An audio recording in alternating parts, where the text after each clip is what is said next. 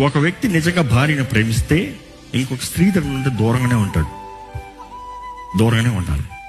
మరి నా వర్క్ అలాంటిది. Stay professional, keep it your work.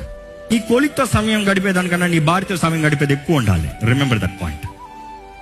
నీ కొలిక్తో మాట్లాడేది keep it to professionality. Stay connected with your wife. A break లేదా, ఏ లంచ్ టైం లేదా, ఏ బయటికి వెళ్ళేది లేదా, ఏ డేటింగ్ చేసేటప్పుడు నీ భారతీయ కంటిన్యూస్ గా, అప్పుడు నీ గర్ల్ ఫ్రెండ్ తోనే కంటిన్యూస్ గా మాట్లాడతా చాటింగ్ చేసుకుంటా లేవా?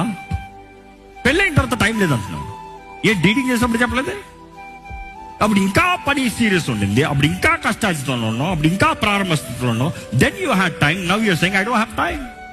There is no intimacy. ఈరోజు చాలా మంది భార్య భర్తల మధ్య వేరు, సపరేషన్ కాబట్టి మల్టిపుల్ అఫైర్స్. చూసిన స్త్రీ అంతటితో